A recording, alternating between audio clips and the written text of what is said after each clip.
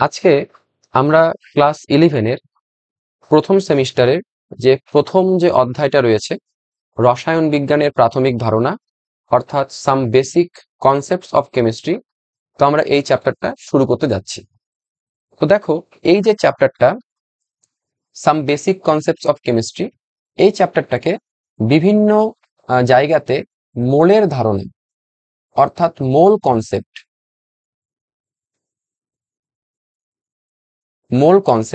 তো এই নামেও কিন্তু এই চ্যাপ্টারটাকে বিভিন্ন জায়গাতে পড়ানো হয়। তো দুটো জিনিসই সেম।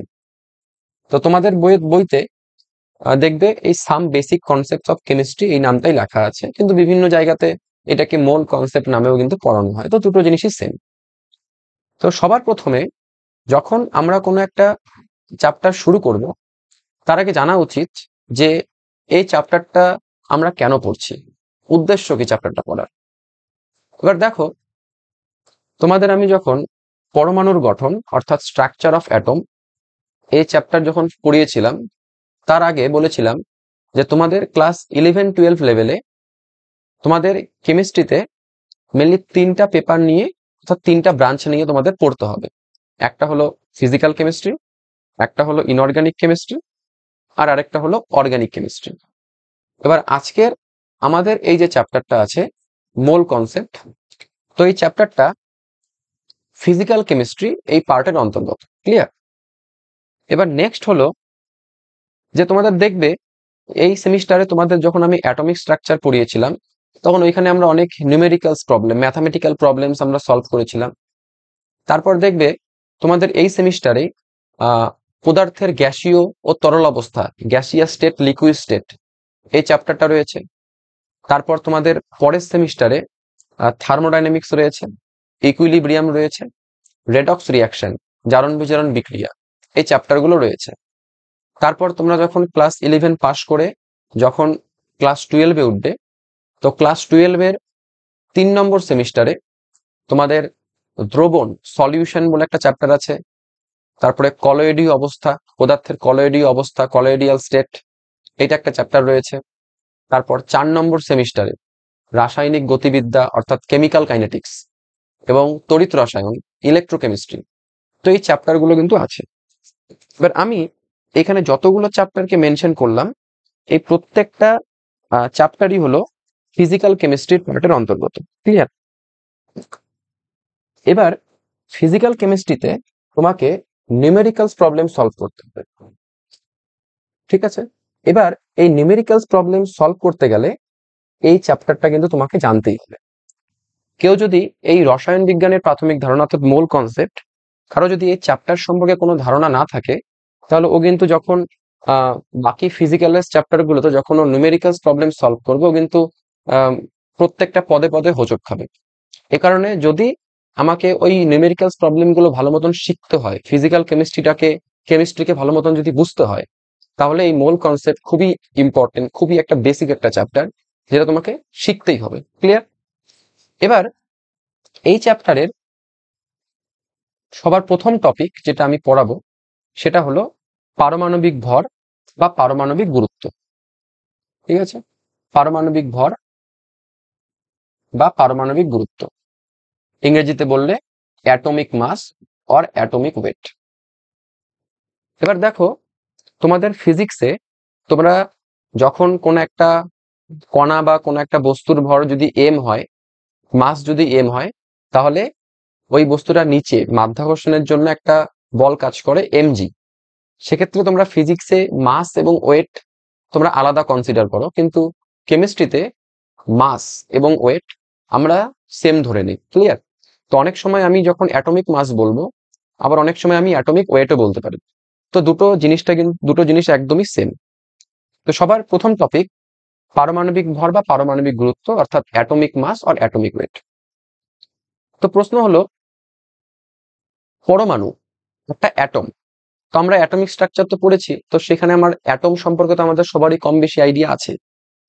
তো এবার একটা অ্যাটম, একটা পরমাণু কি হয়, আমাদের তুলনায় একটা পরমাণু তো খুবই ক্ষুদ্র, একটা ক্ষুদ্র কণা। যেমন আমি তোমাদের এখন অনলাইনে ক্লাস নিচ্ছি, তাহলে আমার সাপেক্ষে, বা তোমরা অনলাইনে সেই মোবাইলে ক্লাসটাকে দেখছো, তো তোমার সাপেক্ষে বা তুমি যে কলমটা দিয়ে লিখছো তার সাপেক্ষে একটা পরমাণু কি হবে? খুবই ক্ষুদ্র একটা মাইক্রোস্কোপিক পার্টিকেল। আমরা ম্যাক্রোস্কোপিক, পরমাণু কি মাইক্রোস্কোপিক। তার মানে একটা পরমাণু খুবই কি, একটা খুবই ক্ষুদ্র কণা। এবার যেহেতু ও খুবই ক্ষুদ্র কণা, তার মানে ওর যে প্রকৃত ভর, পরমাণুর যেটা অ্যাকচুয়াল যেটা মাস, প্রকৃত যেটা ভর, সেটা খুবই নেগলিজিবল, খুবই নগণ্য, তাই তো? তার মানে ওর ওর প্রকৃত ভর খুবই কি হবে? নগণ্য হবে। এবার যদি একটা পরমাণুর প্রকৃত ভর খুবই যেহেতু নগণ্য, তাহলে আমি কি সরাসরি ওর ভরটাকে মাপ করতে পারবো? কোনোদিনও পারবো না, কারণ ওর ভর খুবই নগণ্য, খুবই কম। এই কারণে সরাসরি ব্যালেন্সের সাহায্যে, সরাসরি তুলাদণ্ডের সাহায্যে আমরা ডাইরেক্টলি, প্রত্যক্ষভাবে আমরা কিন্তু পরমাণুর ভর নির্ণয় করতে পারি না। ঠিক আছে? তাহলে লেখা আছে যে এর ফলে কি, এর যে ভর প্রত্যক্ষভাবে অর্থাৎ ডাইরেক্টলি আমরা তুলাদণ্ডের সাহায্যে আমরা নির্ণয় করতে পারবো না। তাহলে কি করে বের করব? তাহলে উপায় কি আছে? দেখো, মনে করো তোমাদের ক্লাসে দুজন স্টুডেন্টস রয়েছে। এবার দুজনের মধ্যে একজন একটু পড়াশোনায় ভালো, আর আরেকজন আছে তার থেকে একটু কম পড়াশোনা করে। এবার প্রশ্ন হলো, কে কতটা ভালো তার কি কোনো পরিমাপ হয়? হয় না। আমি যদি বলি যে অমুক 10 পরিমাণ ভালো, তো 10 পরিমাণ ভালো, তো এই কথার কোনো আসলে মানেই হয় না। তার মানে কে কতটা ভালো তার পরিমাপ হয় না, আমরা সেটাকে মাপতে পারবো না। তাহলে উপায় কি? তখন আমরা কি করি? দুজনকে পাশাপাশি দাঁড় করিয়ে কি বলি যে না, ও হচ্ছে ওর থেকে একটু ভালো, ও হচ্ছে ওর থেকে একটু কম ভালো। তার মানে আমরা কি করছি? আমরা কিন্তু ও কতটা ভালো সেটা মাপ করছি না। আমরা কি করছি? দুজনকে দাঁড় করাচ্ছি, দাঁড় করিয়ে একজনের সাপেক্ষে একজন ভালো, একজনের সাপেক্ষে একজন একটু কম ভালো, আমরা দুজনের মধ্যে তুলনা করছি। তার মানে একটা তুলনা, পেক্ষিক। ঠিক আছে? একজনের সাপেক্ষে একজন কতটা ভালো সেটা আমরা তুলনা করছি। আমরা কিন্তু অ্যাকচুয়াল ওয়েট, মানে অ্যাকচুয়াল যে কতটা অ্যাকচুয়ালি ভালো, ওর পরিমাপ কি বের করতে পারবো? পারবো না। তার মানে ঠিক তাই, এইখানে ব্যাপারটা হচ্ছে ঠিক একই রকম। যেহেতু পরমাণু খুবই ক্ষুদ্র, তার মানে ওর যে ভর খুবই নগণ্য, তো আমরা সরাসরি এর ভরটাকে বের করতে পারবো না। এই কারণে পরমাণুর যে ভর, অর্থাৎ পারমাণবিক যে ভর, এই পারমাণবিক ভরটাকে বের করার সময় আমরা কোনো একটা পরমাণুকে প্রামাণ্য মৌল হিসেবে ধরে নিই, একটা প্রমাণ মৌল হিসেবে ধরে নিই। ধরে নিয়ে আর সাপেক্ষে আমরা বাকি পরমাণুগুলোর আমরা হচ্ছে পারমাণবিক ভর বের করি। তোমরা ছোটবেলায় পড়েছো যে hydrogen scale, oxygen scale, carbon scale. তার মানে আমরা কি করি? কোনো একটা পরমাণুকে প্রামাণ্য মৌল হিসেবে ধরে নিই, একটা স্ট্যান্ডার্ড হিসেবে আমরা ধরে নিই, এবং তার ভরের সাপেক্ষে আমরা বাকি পরমাণুগুলোর ভরকে আমরা বের করি। তার মানে পারমাণবিক ভরটা কারো সাপেক্ষে নির্ণয় করা হয়। এই কারণে আমরা পারমাণবিক ভরকে অনেক সময় আপেক্ষিক পারমাণবিক ভর বা রিলেটিভ অ্যাটমিক মাস বলি। কারণ রিলেটিভ বলার কারণ কি, আপেক্ষিক বলার কারণ কি? আপেক্ষিক বলার কারণ হচ্ছে যেহেতু আমরা পরমাণুর যে ভরকে কোন একটা প্রামাণ্য মৌলের ভরের সাপেক্ষে নির্ণয় করছি, কারোর সাপেক্ষে নির্ণয় করছি। এ কারণে পারমাণবিক যে ভর, এই পারমাণবিক ভরকে আমরা কি বলি? আপেক্ষিক পারমাণবিক ভর বলি। কেন? কারণ এই পারমাণবিক ভর কারোর সাপেক্ষে নির্ণয় করা হয়। এই কারণে পারমাণবিক ভরকে আমরা অনেক সময় আপেক্ষিক পারমাণবিক ভর বলি, বা ইংরেজিতে বললে রিলেটিভ অ্যাটমিক মাস, বা RAM, relative atomic mass. Clear? এবার সবার প্রথমে, যেহেতু মৌলগুলির মধ্যে সব থেকে হালকা কে? হাইড্রোজেন। তো সবার প্রথমে ডাল্টন হাইড্রোজেনের একটা পরমাণুর ভরকে 1 ধরেন, 1 ধরেন, এবং হাইড্রোজেনের একটা পরমাণুর ভরকে 1 ধরে বাকি পরমাণুগুলোর পারমাণবিক ভর বের করা হয়। যেহেতু হাইড্রোজেনের সাপেক্ষে আমরা অন্য কোনো পরমাণুর ভর বের করছি, এই কারণে এই স্কেলটার নাম হচ্ছে হাইড্রোজেন স্কেল। কি নাম বললাম? স্কেলটার নাম হাইড্রোজেন স্কেল। কেন হাইড্রোজেন স্কেল? কারণ আমি যেহেতু হাইড্রোজেনের সাপেক্ষে অন্যান্য পরমাণুগুলো, অর্থাৎ হাইড্রোজেনকে আমরা প্রামাণ্য মৌল হিসেবে ধরে, স্ট্যান্ডার্ড হিসেবে ধরে, আমরা অন্য কোনো মৌলের আমরা পারমাণবিক ভর বের করছি। এই কারণে এই স্কেলটার নাম হচ্ছে হাইড্রোজেন স্কেল। এবার সবার প্রথম প্রশ্ন হলো যে তাহলে আমরা হাইড্রোজেন স্কেলে কোন একটা মৌলের পারমাণবিক ভর এর সংজ্ঞাটা আমরা কি দিব? সংজ্ঞাটা হচ্ছে এরকম, আমরা কি করব? যে মৌলটার পারমাণবিক ভর বের করব তার একটা পরমাণু নেব। ক্লিয়ার? যে মৌলটার পারমাণবিক ভর বের করব তার একটা পরমাণু আমরা নেব, ঠিক আছে? এবং আমরা আরেক দিকে হাইড্রোজেনের ওয়ান আইসোটোপ অর্থাৎ H1, আমরা একদিকে হাইড্রোজেনের একটা পরমাণু নেব। এবার যে মৌলটার পারমাণু, তাহলে কি করলাম আমরা, যে মৌলটার পারমাণবিক ভর বের করব তার একটা পরমাণু নেব এবং হাইড্রোজেনের আমরা আরেকটা পরমাণু নেব, একটা সিঙ্গেল। এবার হাইড্রোজেনের একটা পরমাণুর সাপেক্ষে ওই মৌলটার একটা পরমাণু কত গুণ ভারী, সেই যে তুলনামূলক সংখ্যাটাকে আমরা ওই মৌলটার কি বলবো, পারমাণবিক ভর। অর্থাৎ কোন মৌলের পারমাণবিক ভর বলতে কি বোঝায়, যে ওই মৌলটার একটা পরমাণু একটা হাইড্রোজেন অর্থাৎ হাইড্রোজেনের ওয়ান আইসোটোপ, তাহলে কোন একটা মৌলের একটা পরমাণু একটা হাইড্রোজেন পরমাণুর ভরের তুলনায় কত গুণ ভারী। অর্থাৎ কোন একটা মৌলের একটা পরমাণুর ভর একটা হাইড্রোজেন পরমাণুর ভরের তুলনায় যতটা ভারী হবে, সেই যে তুলনামূলক যে সংখ্যাটা, সেই তুলনামূলক সংখ্যাটাকে আমরা কি বলবো, ওই মৌলটার পারমাণবিক ভর বা আপেক্ষিক পারমাণবিক ভর। কেন আপেক্ষিক? কারণ আমি কারোর সাপেক্ষে বের করছি। ক্লিয়ার? তো ওটাই দেখো এখানে লেখা আছে যে কোন মৌলের একটি পরমাণুর ভর একটি হাইড্রোজেন, মানে হাইড্রোজেন বলতে H1 পরমাণুর ভরের তুলনায় যত গুণ ভারী, সেই তুলনামূলক সংখ্যাটিকে ওই মৌলটার কি বলা হয়, আপেক্ষিক পারমাণবিক ভর বা পারমাণবিক গুরুত্ব। আমি আগেই বললাম পারমাণবিক ভরকে আমরা পারমাণবিক গুরুত্ব বলতে পারি। এর মানে কি একটু দেখি, এর মানেটা বোঝার চেষ্টা করি একটু। মনে করো আমি তোমাকে বললাম যে নাইট্রোজেন,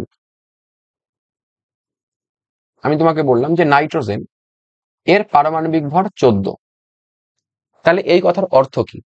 এই কথার অর্থ হলো, আমরা যদি নাইট্রোজেনের একটা পরমাণু নেই আর আমরা যদি আরেক দিকে হাইড্রোজেনের আরেকটা পরমাণু নিই, হাইড্রোজেনের মানে H1, তার মানে নাইট্রোজেনের আমরা একটা পরমাণু নিলাম আর H1 এর একটা পরমাণু নিলাম। এবার হাইড্রোজেনের তাহলে এই একটা পরমাণুর সাপেক্ষে নাইট্রোজেনের এই একটা পরমাণু 14 গুণ ভারী, এই কারণে নাইট্রোজেনের পারমাণবিক ভর 14। আমরা যদি বলি সোডিয়াম, সোডিয়াম আমি যদি বলি সোডিয়াম, এবার সোডিয়ামের যে পারমাণবিক ভর, সোডিয়াম মানে Na, তাহলে এর যে পারমাণবিক ভর কত, 23, আমরা সবাই জানি। তাহলে সোডিয়ামের পারমাণবিক ভর 23। তাহলে এই কথার অর্থ কি? এই কথার অর্থ হলো যে সোডিয়ামের একটা পরমাণু যদি আমরা একদিকে নেই আর আরেকদিকে আমরা হাইড্রোজেনের একটা পরমাণু নিলাম, এর মানে হলো যে হাইড্রোজেনের একটা পরমাণুর সাপেক্ষে সোডিয়ামের যে একটা পরমাণু সে হচ্ছে 23 গুণ আমাদের হচ্ছে ভারী। ঠিক আছে? যে 23 গুণ ভারী, এই কারণে সোডিয়ামের পারমাণবিক ভর হচ্ছে 23। আরেকটা এক্সাম্পল দিই। মনে করো আমরা বললাম যে অক্সিজেন, আমরা জানি অক্সিজেনের পারমাণবিক ভর কত হয়, 16 হয়। অক্সিজেনের অ্যাটমিক মাস 16। এই কথার অর্থ কি? এই কথার অর্থ হলো, আমরা যদি একদিকে অক্সিজেনের একটা পরমাণু নেই আর আরেকদিকে যদি আমরা হাইড্রোজেনের একটা পরমাণু নেই, মানে হাইড্রোজেন 1 এর একটা পরমাণু নেই, তার মানে ওই হাইড্রোজেনের একটা পরমাণুর সাপেক্ষে অক্সিজেনের যে একটা পরমাণু সেটা হচ্ছে 16 গুণ ভারী। এই কারণে অক্সিজেনের পারমাণবিক ভর হচ্ছে 16।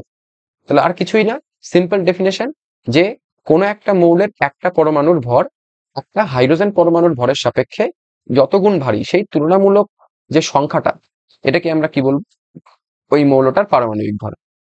যেমন দেখো এখানে লেখায় আছে একটা উদাহরণ, যে সোডিয়ামের পারমাণবিক ভর 23। কথার অর্থ কি? কথার অর্থ হলো সোডিয়ামের একটা পরমাণুর ভর একটি হাইড্রোজেন পরমাণুর ভরের তুলনায় 23 গুণ ভারী। ক্লিয়ার?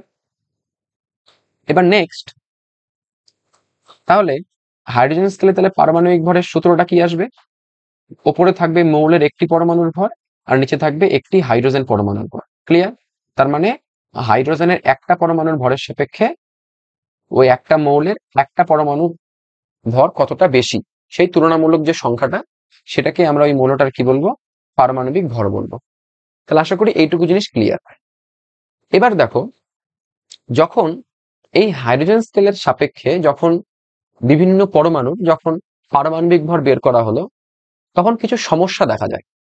যেমন হাইড্রোজেন হচ্ছে সবচেয়ে হালকা, এই কারণে যদি আমি হাইড্রোজেনের সাপেক্ষে কোনো পরমাণুর পারমাণবিক ভর বের করি, তাহলে যদি কোনো কারণে সামান্যতম যদি কোনো এক্সপেরিমেন্টাল যদি ত্রুটি হয়, মানে সামান্যতম যদি কোনো পরীক্ষালব্ধ ত্রুটি হয়, সেই সামান্য পরীক্ষালব্ধ ত্রুটিটাও একটা বিরাট আকার ধারণ করে। কেন?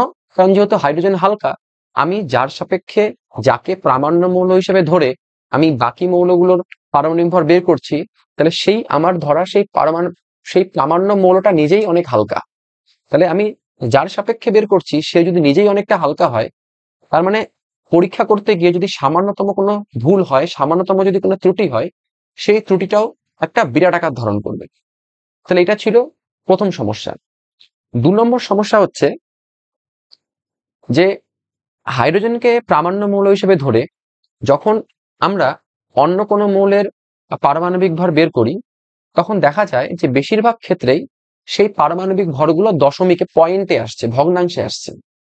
এবার আমরা চাই যাতে পারমাণবিক ভরগুলো যাতে কোনো একটা পূর্ণ সংখ্যায় আসুক, কারণ পূর্ণ সংখ্যায় আসলে ইজিলি আমরা ক্যালকুলেট করতে পারি সবকিছু, তাই না? কিন্তু প্রবলেমটা কি, যেহেতু হাইড্রোজেনকে প্রামাণ্য মৌল হিসেবে ধরলে বেশিরভাগ মৌলেরই এই পারমাণবিক ভরগুলো কিসে আসছে, দশমিকে আসছে, ভগ্নাংশে আসছে।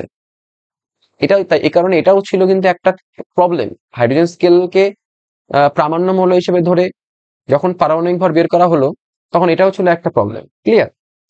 আর আরেকটা প্রবলেম ছিল, সেটা হলো হাইড্রোজেন সমস্ত মৌলের সাথে ওর যুক্ত হওয়ার যে প্রবণতা, সেটা কিন্তু অনেকটাই কম। তো মেনলি এই 3টা কারণ ছিল। মানে এই হাইড্রোজেন স্কেল যে ব্যবহার আমরা পরবর্তীকালে আমরা সবাই জানি যে হাইড্রোজেন স্কেলটাকে বাদ দেওয়া হয়। হাইড্রোজেন স্কেলটাকে বাদ দিয়ে পরবর্তীকালে হাইড্রোজেনটাকে প্রামাণ্য মৌল হিসেবে না ধরে অক্সিজেনকে প্রামাণ্য মৌল হিসেবে ধরা হয়। তো প্রশ্ন হচ্ছে যে হাইড্রোজেন স্কেলে তাহলে প্রবলেমটা কোথায়? তাহলে যে বললাম, প্রথম প্রবলেম কি, যে হাইড্রোজেন যেহেতু খুবই হালকা মৌল, সবচেয়ে হালকা, এই কারণে সামান্যতম পরীক্ষালব্ধ যে ভুলটা, সেটাও কি আকার ধারণ করে, অনেক বিরাট আকার ধারণ করে। তারপর নেক্সট যেটা হচ্ছে যে হাইড্রোজেনের সাপেক্ষে যখন আমরা অন্যান্য মৌলগুলোর যখন পারমাণবিক ভর বের করলাম, তখন দেখা গেল যে বেশিরভাগ ক্ষেত্রে এই মৌলগুলোর এই পারমাণবিক ভরগুলো ভগ্নাংশে আসছে। তো এটাও ছিল একটা প্রবলেম। আর আরেকটা প্রবলেম কি, যে হাইড্রোজেন যে আছে, সমস্ত মৌলের সাথে ওর যে যুক্ত হওয়ার যে প্রবণতা, সেটা হচ্ছে কম। এই কারণে পরবর্তীকালে এই হাইড্রোজেন স্কেলটাকে বাদ দেওয়া হয়, বাদ দিয়ে অক্সিজেনকে প্রামাণ্য মৌল হিসেবে ধরা হয়। ঠিক আছে? এবং যেহেতু অক্সিজেনকে আমরা প্রামাণ্য মৌল হিসেবে ধরলাম, এই কারণে ওর নাম হচ্ছে অক্সিজেন স্কেল।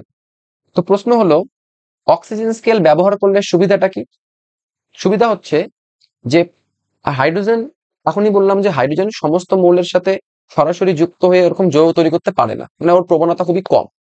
কিন্তু হাইড্রোজেনের তুলনায় অক্সিজেন বেশি সংখ্যক মৌলের সাথে সরাসরি যুক্ত হয়ে যৌগ গঠন করতে পারে। ঠিক আছে?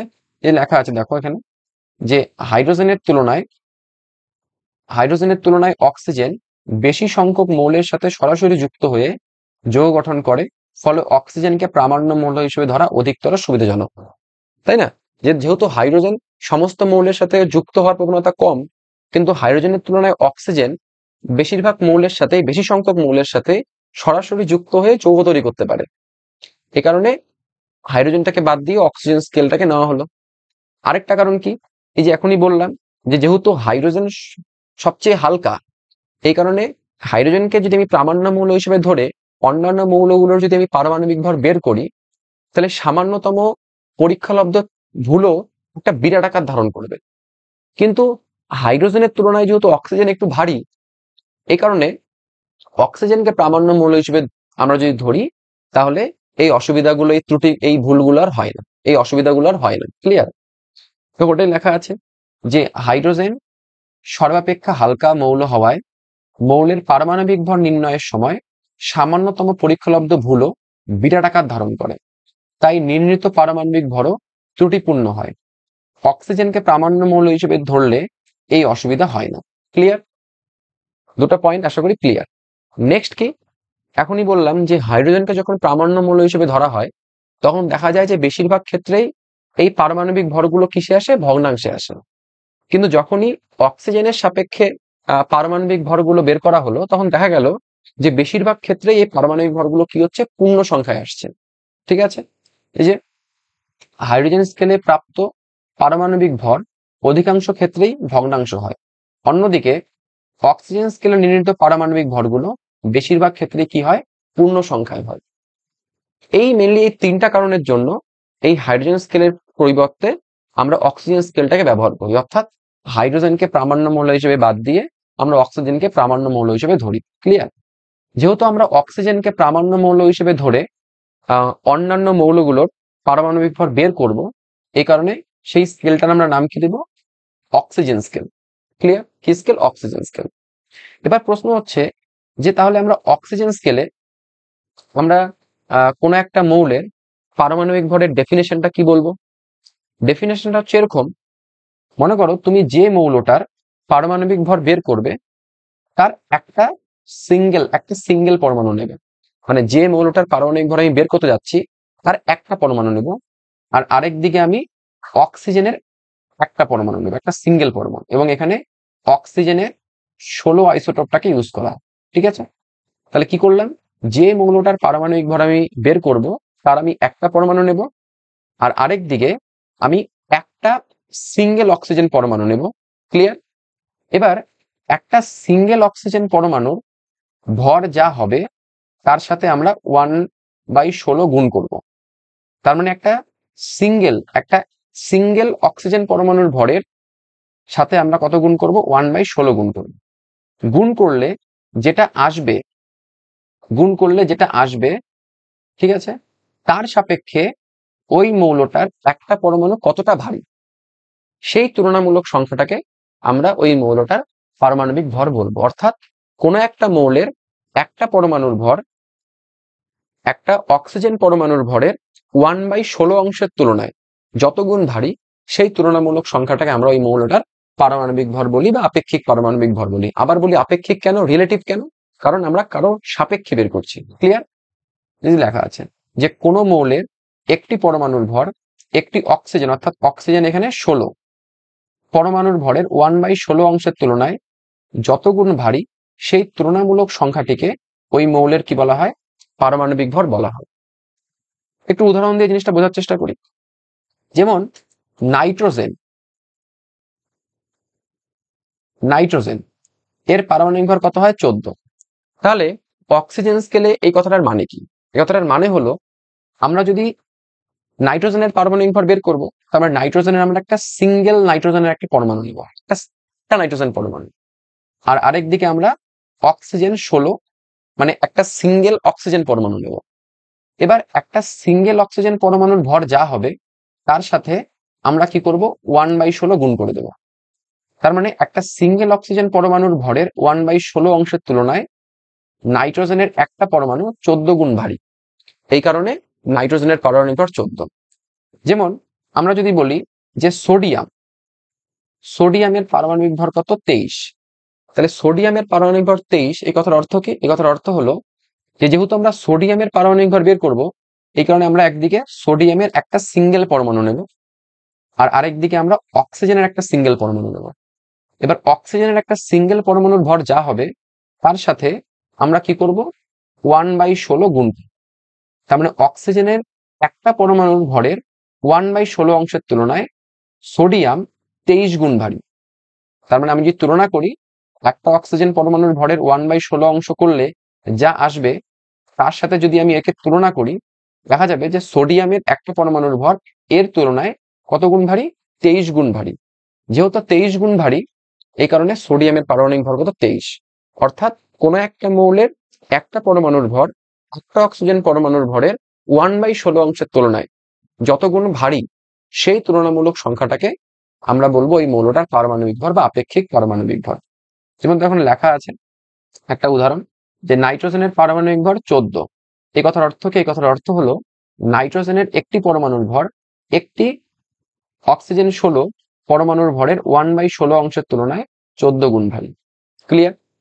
তাহলে এক্ষেত্রে আমাদের সূত্রটা কি আসবে? সূত্রটা আসবে যে ওপরে কি থাকবে? মৌলের একটি পরমাণুর ভর, আর নিচে থাকবে একটি অক্সিজেন 16 পরমাণুর ভর ইন্টু 1/16। এর মানে অক্সিজেনের একটা পরমাণুর ভরের 1/16 অংশের তুলনায় কোন একটা মৌলের কোন একটা পরমাণুর ভর যতটা ভারী হবে, সেই তুলনামূলক সংখ্যাটাকে আমরা বলবো ওর পারমাণবিক ভর। এবার যদি আমরা এই নিচের 16টাকে আমরা উপরে নিয়ে যেতে পারি, তাহলে উপরে নিয়ে গেলে কি আসবে? রূপটা কি আসবে সমীকরণে? যে মৌলের একটি পরমাণুর ভর, এটা উপরে গেলে গুণ হয়ে যাবে ইন্টু 16 একটি অক্সিজেন পরমাণুর ভর। তাহলে এই হচ্ছে হাইড্রোজেন স্কেল, আর আরেকটা হচ্ছে আমাদের অক্সিজেন স্কেল। আশা করি এটুকু ক্লিয়ার। আচ্ছা, এইবার আমরা পারমাণবিক ভরের আরো দুটো স্কেল পড়ব। একটা হচ্ছে পারমাণবিক ভরের রাসায়নিক স্কেল, আর আরেকটা হচ্ছে ভৌত স্কেল। একটা chemical and physical scales of atomic mass. এবার দেখো, প্রথমে দেখি রাসায়নিক স্কেলটা কি। কিছুই না, এখনই যেটা আমরা একটু আগে পড়লাম, তাই না? যে প্রাকৃতিক যে অক্সিজেন, তার পারমাণবিক ভরকে যদি আমি 16 ধরি, তাহলে প্রাকৃতিক অক্সিজেনের পারমাণবিক ভরকে 16 ধরে যখন আমরা অন্য কোনো মৌলের পারমাণবিক ভর বের করি, তো তাকে বলা হয় পারমাণবিক ভরের রাসায়নিক স্কেল। ক্লিয়ার? দেখো লেখা আছে এখানে যে প্রাকৃতিক অক্সিজেনের পারমাণবিক ভরকে 16 ধরে অন্যান্য মৌলের যে পারমাণবিক ভর পাওয়া যায়, তাকে আমরা বলি রাসায়নিক ভরের, মানে রাসায়নিক পারমাণবিক ভর, মানে পারমাণবিক ভরের যেটা রাসায়নিক স্কেল। ক্লিয়ার? প্রথম কথা, আমরা প্রাকৃতিক যে পারমাণবিক অক্সিজেন, তার পারমাণবিক ভরকে আমরা 16 ধরবো। 16 ধরে আমরা অন্যান্য যে মৌল, তাদের যখন যে পারমাণবিক ভরটা আমরা বের করব, সেই পারমাণবিক ভরটাকে আমরা রাসায়নিক পারমাণবিক ভর বলি। নেক্সট হচ্ছে ভৌত স্কেলটা কি। ভৌত স্কেলটা কি? কিছুই না, দেখো, যখন আইসোটোপ গুলো আবিষ্কার হয়, আমরা সবাই জানি আইসোটোপ কি। আইসোটোপ মানে যাদের পরমাণু ক্রমাঙ্ক কি থাকে, সেম থাকে। ঠিক আছে? দেখা যায় যে অক্সিজেনের 3টা আইসোটোপ পাওয়া যায়। মানে নেচারে আমরা যে অক্সিজেনটা পাই, প্রাকৃতিক যে অক্সিজেন, সেই প্রাকৃতিক অক্সিজেন হলো 3টা আইসোটোপের মিক্সচার। ঠিক আছে? এক অক্সিজেনের একটা আইসোটোপ হলো অক্সিজেন 816, যেটা নেচারে 99.76% থাকে। একটা হলো অক্সিজেন 817, যেটা নেচারে থাকে 0.04%। আর আরেকটা হলো 818, যেটা নেচারে থাকে 0.2%। ক্লিয়ার? এবার একটু যদি ভালো মতন লক্ষ্য করে দেখতে পারবে যে এইখানে অক্সিজেনের কত 16, এখানে কত 17, আর এখানে কত আছে 18। এবার যখনই কোনো একটা মৌলের আইসোটোপ থাকবে, অনেকগুলো যখন আইসোটোপ থাকবে, তখন কিন্তু আমরা ওর পারমাণবিক ভর বের করার সময় আমরা ওর গড় পারমাণবিক ভর বের করি। কারণ এক জায়গায় অক্সিজেনের কত আছে 16, এক জায়গায় আছে 17, এক জায়গায় কত আছে 18। তাহলে আমার কি করতে লাগবে? ওর গড় ভ্যালুটা বের করতে হবে। যেমন আমি একটা সিম্পল উদাহরণ দিচ্ছি, ক্লোরিন। ক্লোরিনের তোমরা যখন মাধ্যমিকে তোমাদের একটা চ্যাপ্টার ছিল রাসায়নিক গণনা, তো ওই চ্যাপ্টারে তোমাদের যখন HCl এর আণবিক ভর বের করতে হতো, তোমরা কি করতে? 1 + 35.5 করতে। তার মানে তোমরা কিন্তু ক্লোরিনের পারমাণবিক ভরকে মানে তোমরা 35.5 ধরতে। এবার প্রশ্ন হলো, নেচারে ক্লোরিনের দুটো আইসোটোপ থাকে, একটা 1735, একটা 1737। তার মানে কিন্তু কোথাও ক্লোরিনের পারমাণবিক ভর 35.5 নেই, হয় 35 নয় 37, কারণ ওর দুটো আইসোটোপ। তখন আমরা তাহলে কি করি? তাহলে 35.5টা কোথা থেকে আসলো? আসলে আমরা ওটা হচ্ছে গড় ভ্যালু বের করলাম। মানে ক্লোরিনের যে দুটো আইসোটোপ 1735, যেটা নেচারে প্রায় 75% থাকে, আর আরেকটা 1737, যেটা নেচারে প্রায় 25% থাকে। তো আমরা কি করি, ওদের পারমাণবিক ভরগুলো নেচারে ওরা কত পার্সেন্ট আছে, ওর অ্যাবান্ডেন্স কত, সেই হিসাবে আমরা ওদের গড় ভ্যালুটা বের করি, এবং গড় বের করলে ওই 35.5 আসে। এই কারণে আমরা কিন্তু ক্লোরিনের পারমাণবিক ভর 35.5 ধরি। ঠিক সেরকমই যখনই কোনো একটা মৌলের অনেকগুলো আইসোটোপ থাকবে, তখন পারমাণবিক ভর বের করার সময় আমরা ওদের গড় ভ্যালুটা বের করতে হবে। এবার কি করে গড় ভ্যালু বের করব? তাহলে আমরা কি বললাম, যেটা অক্সিজেন, তার মানে নেচারে যে অক্সিজেন থাকে, সেই অক্সিজেন তাহলে কি ওর মধ্যে 3টা আইসোটোপই রয়েছে। অক্সিজেন হচ্ছে 3টা আইসোটোপেরই একটা মিক্সচার। তার মানে আমাকে ওর গড় ভ্যালুটা বের করতে হবে। কি করে গড় ভ্যালু বের করবো? সিম্পল, দেখো, প্রথম আইসোটোপটার কত পারমাণবিক ভর 16, তার মানে 16 ইন্টু ও নেচারে কত পার্সেন্ট আছে 99.76, প্লাস পরেরটার কত 17, তাহলে 17 ইন্টু ও নেচারে কত পার্সেন্ট আছে 0.04, প্লাস ও নেচারে কত পার্সেন্ট আছে, মানে ও কত 18, ইন্টু নেচারেও কত পার্সেন্ট আছে 0.2, বাই, দেখো, যদি আমরা গড় মানে কি টোটাল কত পার্সেন্ট সেগুলোকে যোগ করে দেবো, তাহলে 90, এটা এই তিনটাকে যদি আমি যোগ করি তাহলে নিচে কত আসবে? 100 আসবে। তার মানে এটাকে যদি তুমি সলভ করো, সলভ করলে আসবে 16.0044। তার মানে এটা হচ্ছে ওই অক্সিজেনের যেটা পারমাণবিক ভর, তার হচ্ছে গড় পারমাণবিক ভর। ঠিক আছে, তাহলে কেন আমরা গড় বের করলাম? তার কারণ হচ্ছে অক্সিজেন তিনটা আইসোটোপের কি মিশ্রণ। ঠিক আছে, এই কারণে আমরা অক্সিজেনের কি করলাম, এই গড় পারমাণবিক ভরটা বের করলাম। এবার যখনই এই তিনটা আইসোটোপ আবিষ্কার হলো, তখন একজন বিজ্ঞানী যার নাম হচ্ছে অ্যাস্টন, উনি কি করলেন? উনি নতুন একটা পারমাণবিক ভর বের করার জন্য নতুন একটা স্কেল উনি প্রবর্তন করলেন, যেটাকে আমরা বলি ভৌত স্কেল। কি বলি? ভৌত স্কেল। এবার তাহলে ভৌত স্কেলের ডেফিনেশনটা কি? ডেফিনেশন হচ্ছে যে দেখো, অক্সিজেনের আমরা তিনটা আইসোটোপ পেলাম, তাই তো? একটা হচ্ছে O16, একটা হচ্ছে O17, আর একটা হচ্ছে O18। এবার এই তিনটার মধ্যে নেচারে যে সব থেকে বেশি পরিমাণে আছে, কত, কে সব থেকে বেশি পরিমাণে আছে? প্রথমটা। তাহলে যে সব থেকে বেশি পরিমাণে আছে তার পারমাণবিক ভরকে যদি আমি 16.0044 ধরে যখন আমি অন্য কোনো মৌলের পারমাণবিক ভর বের করব, তখন যে পারমাণবিক ভরগুলো আমরা পাবো, তো সেটা হচ্ছে ভৌত পারমাণবিক ভর বা ফিজিক্যাল অ্যাটমিক মাস। তাহলে কি বললাম? তাহলে অক্সিজেনের এই তিনটা আইসোটোপের মধ্যে যে সবচেয়ে বেশি পরিমাণে আছে তার পারমাণবিক ভরকে যদি আমি 16.0044 ধরে অন্যান্য মৌলের যখন আমি পারমাণবিক ভর বের করব, তখন যে পারমাণবিক ভরটা আমরা পাবো সেটা হচ্ছে কি ভৌত পারমাণবিক ভর। ওটা লেখা আছে দেখো, যে অক্সিজেনের তিনটে আইসোটোপের মধ্যে সর্বাধিক পরিমাণে উপস্থিত আইসোটোপের পারমাণবিক ভর 16.0044 ধরে অন্যান্য মৌলের যে পারমাণবিক ভর পাওয়া যায় তাকে বলা হয় ভৌত পারমাণবিক ভর বা ফিজিক্যাল অ্যাটমিক স্কেল। ক্লিয়ার? তাহলে আমরা দুটো স্কেল পড়লাম, একটা রাসায়নিক স্কেল, একটা ভৌত স্কেল। রাসায়নিক স্কেল মানে কি? প্রাকৃতিক অক্সিজেনের পারমাণবিক ভর যখন 16 ধরবো, 16 ধরে যখন আমি অন্যান্য মৌলের পারমাণবিক ভর বের করব, সেটা হচ্ছে রাসায়নিক পারমাণবিক ভর বা রাসায়নিক স্কেল, কেমিক্যাল স্কেল।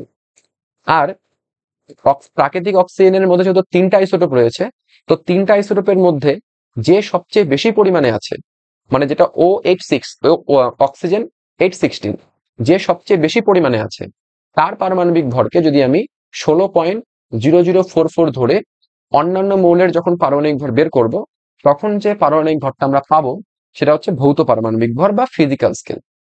এবার প্রশ্ন হলো, তাহলে কোন স্কেলে মানটা বেশি আসবে? মানে রাসায়নিক স্কেলের পারমাণবিক ভরের মান বেশি আসবে নাকি ভৌত স্কেলে পারমাণবিক ভরের মান বেশি আসবে? সিম্পল ভাবে তোমরাই ভাবো, যে আমরা যখন রাসায়নিক স্কেল পড়লাম, রাসায়নিক স্কেলে কত ধরা হয়েছিল? 16। আর ভৌত স্কেলে কত ধরা হয়েছে? 16.0044। তার মানে ভৌত স্কেলের মানটা অবশ্যই একটু বেশি হবে, তাই না? কারণ এক জায়গায় অক্সিজেনের ধরা হয়েছিল 16, আর আরেক জায়গায় ধরা হয়েছে 16.0044। তার মানে যেখানে 16.0044 ধরা হয়েছে, তাহলে সেই স্কেলের মানটা কি আসবে? একটু বেশি আসবে। এবার কত গুণ বেশি? সিম্পল, যে আমরা যদি 16.0044 বাই যদি 16 করি, এর ভ্যালুটা আসবে প্রায় 1.00027। তার মানে ভৌত স্কেলের মানটা রাসায়নিক স্কেলের থেকে এই 1.00227 পরিমাণ বেশি। ঠিক আছে, তাহলে লেখা আছে এখানে যে মৌলের ভৌত scale is equal to 1.00027 into রাসায়নিক পারমাণবিক ভর। মানে ভৌত স্কেলের মানটা কি আসবে? রাসায়নিক স্কেল থেকে একটু বেশি আসবে। ক্লিয়ার? তো এটা অত বেশি ইম্পর্টেন্ট টপিক না। তো নেক্সট যে স্কেলটা আমরা পড়বো সেটা হচ্ছে কার্বন স্কেল। এবার দেখো, আমরা কি কি স্কেল পড়লাম। আমরা প্রথমে হাইড্রোজেন স্কেল পড়লাম। হাইড্রোজেন স্কেলের ডেফিনেশন কি ছিল? যে কোনো একটা মৌলের একটা পরমাণুর ভর একটা হাইড্রোজেন পরমাণুর ভরের তুলনায় যত গুণ ভারী, সেই তুলনামূলক সংখ্যাটাকে আমরা বলবো ওর পারমাণবিক ভর। ক্লিয়ার? অক্সিজেন স্কেলের ডেফিনেশনটা কি ছিল? যে কোনো একটা মৌলের একটা পরমাণুর ভর একটা অক্সিজেন পরমাণুর ভরে 1/16 অংশের তুলনায় যত গুণ ভারী, সেই তুলনামূলক সংখ্যাটাকে আমরা অক্সিজেন স্কেলে পারমাণবিক ভর বলবো। তারপর আমরা আরো দুটো স্কেল পড়লাম আলাদা আলাদা, একটা রাসায়নিক স্কেল, একটা ভৌত স্কেল। রাসায়নিক স্কেলটা কি? প্রাকৃতিক অক্সিজেনের পারমাণবিক ভরকে যদি আমি 16 ধরি, 16 ধরে যখন আমরা অন্য মৌলের পারমাণবিক ভর বের করব, তখন সেটাকে বলবো রাসায়নিক স্কেল। আর ভৌত স্কেল কোনটা? যে অক্সিজেনের যে তিনটা আইসোটোপ, এই তিনটা আইসোটোপের মধ্যে নেচারে যার পরিমাণ সব থেকে বেশি, যে বেশি পার্সেন্ট আছে, তার পারমাণবিক ভরকে যদি আমি 16.0044 ধরে যখন আমি অন্য কোনো মৌলের পারমাণবিক ভর বের করব তখন সেটাকে বলবো ওর ভৌত স্কেল। তো যাই হোক, মেনলি আমরা দুটো স্কেল ভালো মতন পড়লাম, একটা হাইড্রোজেন স্কেল, একটা হচ্ছে অক্সিজেন স্কেল।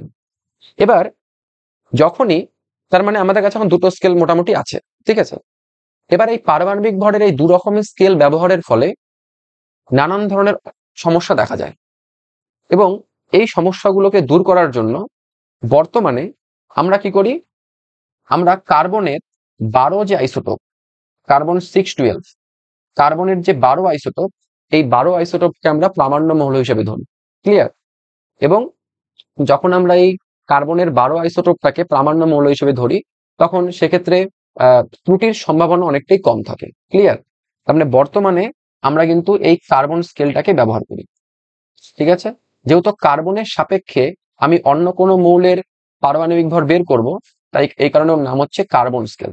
দেখো ওটাই লেখা আছে যে পারমাণবিক ভরের দু রকম স্কেল ব্যবহারের ফলে অনেক সমস্যা দেখা যায়। এই সমস্যা দূর করার জন্য বর্তমানে পারমাণবিক ভর প্রকাশের জন্য কার্বন 12 পরমাণুকে প্রামাণ্য মৌল হিসেবে ধরা হয়। 12 ভর বিশিষ্ট বা 12 ভর বিশিষ্ট কার্বন পরমাণুকে একক ধরে অন্যান্য মৌলের পারমাণবিক ভর নির্ণয় করলে এই ত্রুটির সম্ভাবনা কি থাকে? কম থাকে। এবং 1957-এ বিজ্ঞান নির এবং ওলান্ডু এই 12 স্কেল, কার্বন স্কেলটাকে ওনারা প্রবর্তন করেন, এবং 1961 সালে এই IUPAC দ্বারা এই স্কেলটা কি হয়, গৃহীত হয়। এবার প্রশ্ন হলো, তাহলে কার্বন স্কেলে আমরা কোনো মৌলের পারমাণবিক ভরের তাহলে ডেফিনেশনটা কি দিব? ডেফিনেশনটা হচ্ছে, মনে করো তুমি যে মৌলটার পারমাণবিক ভর বের করবে, একই রকম যে মৌলটার পারমাণবিক ভর বের করব তার একটা পরমাণু নিলাম, আর আরেক দিকে আমরা কি করলাম, কার্বনের পরমাণু নিলাম, এবং এখানে কার্বন বলতে কার্বনের 12 আইসোটোপটা নেওয়া হয়েছে, ঠিক আছে, কার্বন 612 এই আইসোটোপটা নেওয়া হয়েছে। তার মানে আমরা যে মৌলের পারমাণবিক ভর বের করব তার আমরা একদিকে একটা পরমাণু নিলাম, আর আরেক দিকে একটা আমি কার্বন 12 ফের একটা পরমাণু নিলাম। এবার একটা কার্বন 12 পরমাণুর ভর যা হবে তার সাথে আমরা 1/12 কি করব, গুণ করব। ক্লিয়ার? কত গুণ করব? 1/12। তার মানে একটা কার্বন পরমাণুর ভর এর সাথে আমি 1/12 গুণ করলাম, গুণ করলে যেটা আসবে তার তুলনায় ওই যে মৌলের এক পরমাণু যত গুণ ভারী, সেই তুলনামূলক সংখ্যাটাকে আমরা কি বলবো, ওই মৌলটার পারমাণবিক। যেমন আমি যদি বলি যে নাইট্রোজেনের পারমাণবিক ভর কত, নাইট্রোজেনের পারমাণবিক ভর 14, তাহলে এই কথার অর্থ কি? এই কথার অর্থ হলো, আমরা তাহলে একদিকে যেহেতু নাইট্রোজেনের পারমাণবিক ভর বের করছি, তার মানে আমরা একদিকে কি করব, নাইট্রোজেনের একটা পরমাণু নেব। ক্লিয়ার? আর আরেক দিকে কি নিব, কার্বন 12 এর একটা পরমাণু নেব। নিয়ে এবার কার্বনের 12 এর যে একটা পরমাণু নিলাম তার সাথে আমরা 1/12 গুণ করব, তার ভরের সাথে আমরা 1/12 গুণ করব। তাহলে একটা কার্বন পরমাণুর ভরের 1/12 অংশের তুলনায় নাইট্রোজেনের একটা পরমাণুর ভর 14 গুণ বেশি। এই কারণে নাইট্রোজেনের পারমাণবিক ভর কত আসলো, 14। তো আমি যদি বলি যে সোডিয়ামের পারমাণবিক ভর 23, তাহলে এই কথার অর্থ কি? এই কথার অর্থ হলো যে আমরা যদি একদিকে সোডিয়ামের একটা সিঙ্গেল পরমাণু নেই, আর আরেক দিকে যদি আমরা কার্বন 12 এর একটা পরমাণু নেই, তাহলে কার্বন 12 এর একটা পরমাণুর ভরের সাথে যদি আমরা 1/12 কি করে দিই, গুণ করে দেই, গুণ করলে যেটা আসবে তার তুলনায় সোডিয়ামের একটা পরমাণু 23 গুণ ভারী।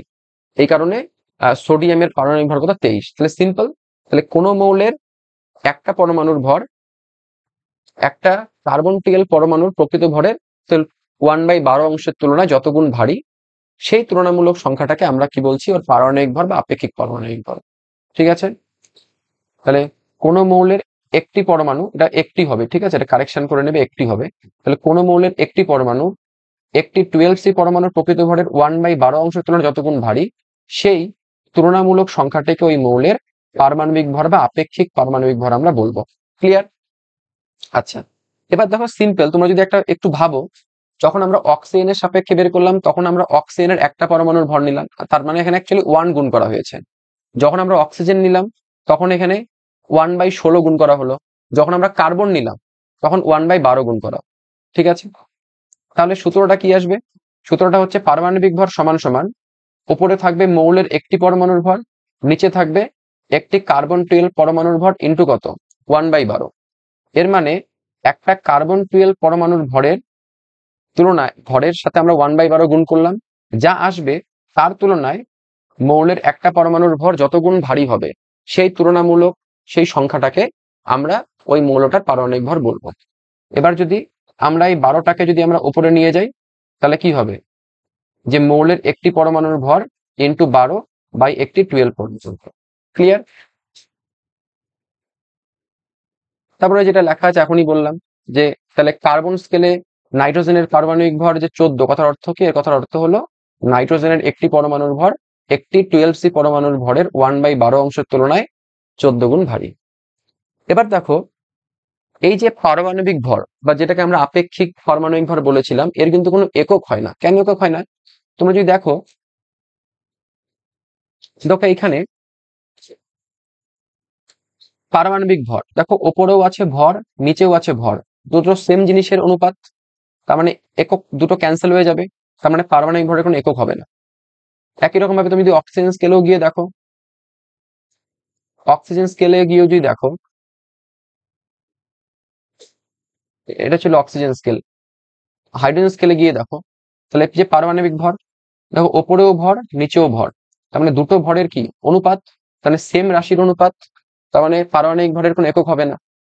তার মানে তারপরে তুমি যদি কার্বন স্কেলে গিয়ে দেখো, কার্বন স্কেলেও দেখো সেম, ওপরেও কি আছে ভর, নিচেও ভর। এই 1/12 সংখ্যার তো আর একক হবে না, 1/12 তো একক হবে না। তাহলে এই ভর আর এই ভর দুটো সেম রাশির অনুপাত, তার মানে ক্যান্সেল হয়ে যাবে। অর্থাৎ পারমাণবিক ভরের কোনো কি হবে না, একক থাকবে না। তার মানে পারমাণবিক ভর বা আপেক্ষিক পারমাণবিক ভর হলো দুটো ভরের অনুপাত। ঠিক আছে? এই কারণে এর কোনো কি হবে না, একক হবে না, এটি হচ্ছে এককহীন। এবার কার কত হয় পারমাণবিক ভর? যেমন হাইড্রোজেনের পারমাণবিক ভর 1.008, হিলিয়ামের 4, লিথিয়ামের 7, বেরিলিয়ামের 9, বোরনের 10.8। তার মানে এখানে এই টেবিলগুলোর মধ্যে অনেকগুলো পারমাণবিক ভর দেওয়া আছে। ঠিক আছে? এবার এগুলো তোমাদের মনে রাখতে লাগবে যে কার পারমাণবিক ভর কত হয়, কারণ এগুলো হচ্ছে পুরো বেসিক। এরপরে আমরা যখন আণবিক ভর বের করব, তুমি যদি পারমাণবিক ভর না জানো তুমি কিন্তু আণবিক ভর বের করতে পারবে না। তারপর আণবিক ভর যদি বের করতে না পারো তুমি তুল্যাঙ্ক ভর বের করতে পারবে না। তুল্যাঙ্ক ভর বের করতে না পারলে তুমি গ্রাম তুল্যাঙ্ক বের করতে পারবে না। গ্রাম তুল্যাঙ্ক বের করতে না পারলে তুমি নর্মালিটি বের করতে পারবে না। তার মানে অনেক প্রবলেম, একটার সাথে একটা কিন্তু লিঙ্ক হয়ে আছে। এই কারণে কার কত পারমাণবিক ভর হয় তোমাকে অনেকগুলো আছে, তার মধ্যে এখানে এই বক্স গুলোর মধ্যে যেগুলো দেওয়া আছে সেগুলো একটু বেশি ইম্পর্টেন্ট, তো এগুলো একটু দেখবে। ক্লিয়ার? নেক্সট নেক্সট যে টপিকটা আমরা পড়বো সেটা হলো গ্রাম পারমাণবিক ভর। নেক্সট যে টপিকটা আমরা পড়বো সেটা হচ্ছে গ্রাম পারমাণবিক ভর, ইংরেজিতে বললে গ্রাম অ্যাটমিক মাস। আচ্ছা বলো তো, পারমাণবিক ভরের কোনো একক হয়? হয় না। পারমাণবিক ভর বলো বা আপেক্ষিক পারমাণবিক ভর বলো একই জিনিস, এর কোনো একক হয় না। কিন্তু ওকে যদি আমি গ্রামে প্রকাশ করি তাহলে তাকে বলবো গ্রাম পারমাণবিক ভর। তাহলে মানে কিছুই না, গ্রাম পারমাণবিক ভর মানে কি, গ্রামে প্রকাশিত পারমাণবিক ভর। গ্রাম পারমাণবিক ভর মানে হচ্ছে গ্রামে প্রকাশিত পারমাণবিক ভর বা আপেক্ষিক পারমাণবিক ভর, যাই বলো না কেন। যেমন আমি যদি বলি নাইট্রোজেনের পারমাণবিক ভর 14, তাহলে পারমাণবিক ভরের তো কোনো একক হয় না। কিন্তু যদি আমি এর পারমাণবিক ভরটাকে আমি গ্রামে প্রকাশ করি তাহলে এটার নাম হচ্ছে গ্রাম পারমাণবিক ভর। তাহলে গ্রাম পারমাণবিক ভরের একক কি? গ্রাম। তাহলে পারমাণবিক ভর বা আপেক্ষিক পারমাণবিক ভরের কোনো একক হয় না, কিন্তু গ্রাম পারমাণবিক ভরের কি হয়, একক হয়। যেমন আমি যদি বলি অক্সিজেনের পারমাণবিক ভর কত, অক্সিজেনের পারমাণবিক ভর 16। তার মানে পারমাণবিক ভর বা আপেক্ষিক পারমাণবিক ভরের কোনো একক হবে না। কিন্তু আমি যদি বলি যে না, এখানে যদি আমি একটা গ্রাম দিয়ে দিই, তার মানে ওর পারমাণবিক ভরকে আমি গ্রামে প্রকাশ করলাম। গ্রামে প্রকাশ করলে সেটা কি হয়ে যাবে, গ্রাম পারমাণবিক ভর বা গ্রাম অ্যাটমিক মাস। যেমন আমি যদি বলি সোডিয়াম, সোডিয়ামের পারমাণবিক ভর কত, 23।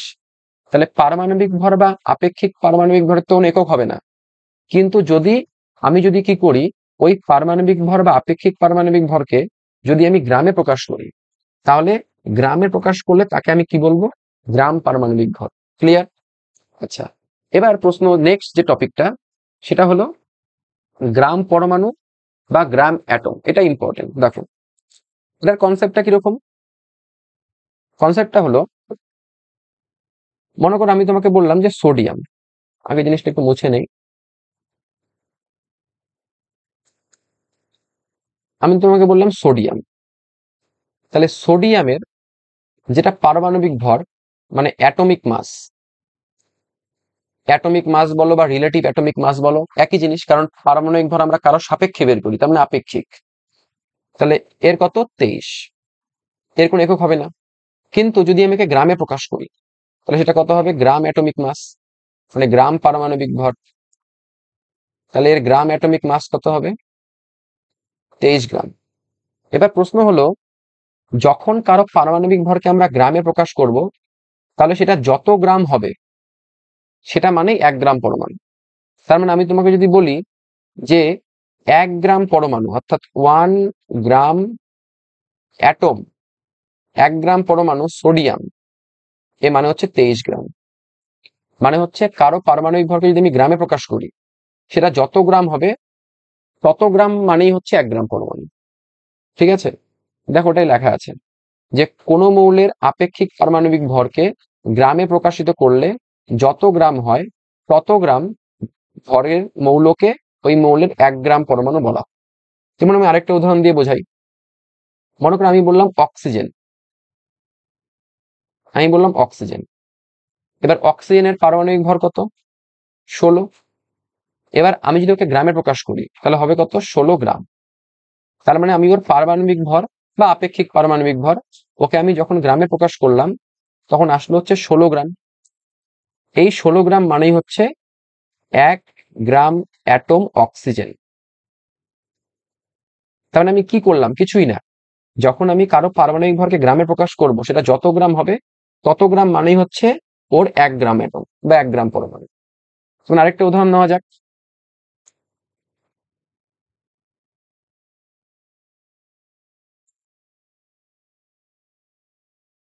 মনে করো আমি নিলাম নাইট্রোজেন।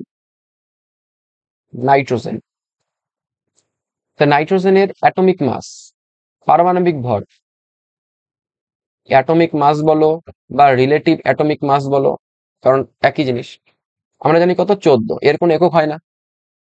এবার আমরা যদি ওর পারমাণবিক ভরকে গ্রামে প্রকাশ করি তাহলে সেটা হয়ে যাবে গ্রাম পারমাণবিক ভর অর্থাৎ গ্রাম অ্যাটমিক মাস।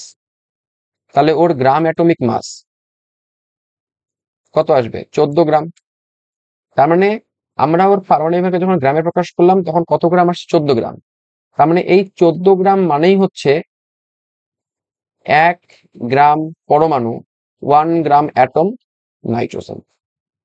তার মানে কারো পারমাণবিক ভরকে যখন আমি গ্রামে প্রকাশ করব তখন সেটা যত গ্রাম হবে সেটাই হচ্ছে তার 1 গ্রাম পরমাণু। ক্লিয়ার?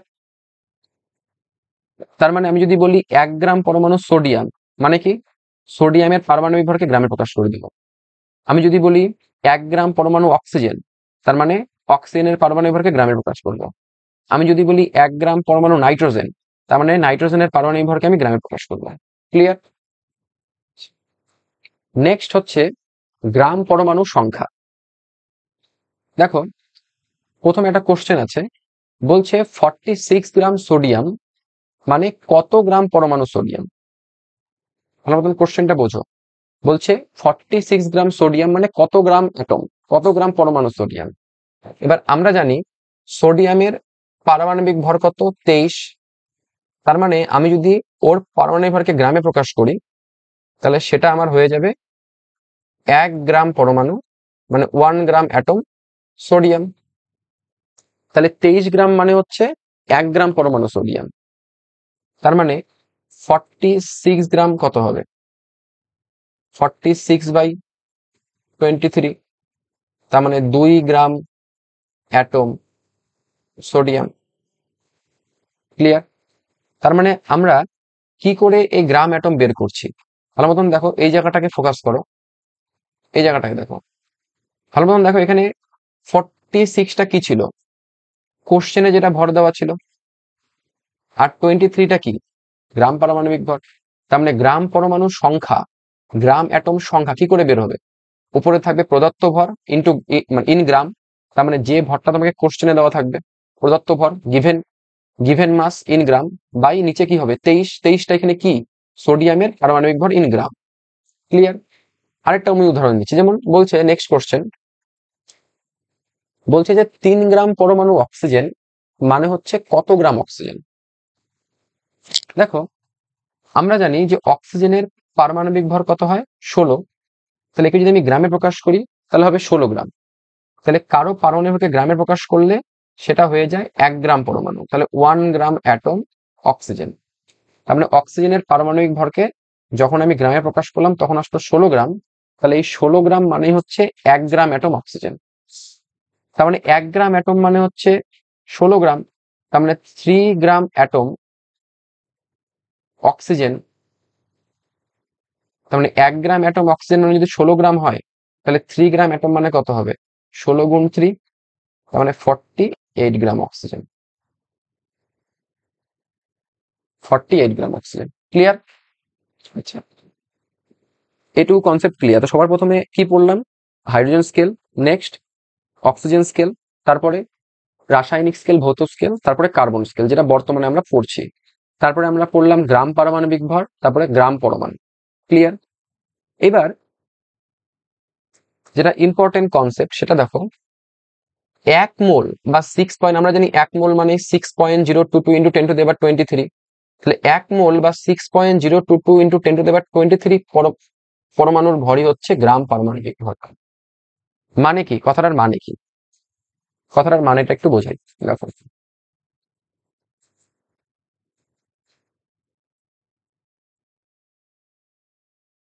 মানেটা শোনো।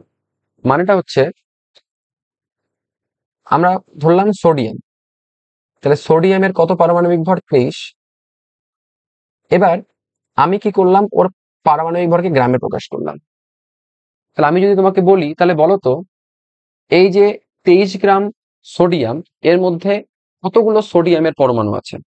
তার মানে এর মধ্যে 1 মোল সোডিয়াম পরমাণু আছে। 1 মোল বা 6.022 ইন্টু 10 টু দি পাওয়ার 23টি কি আছে?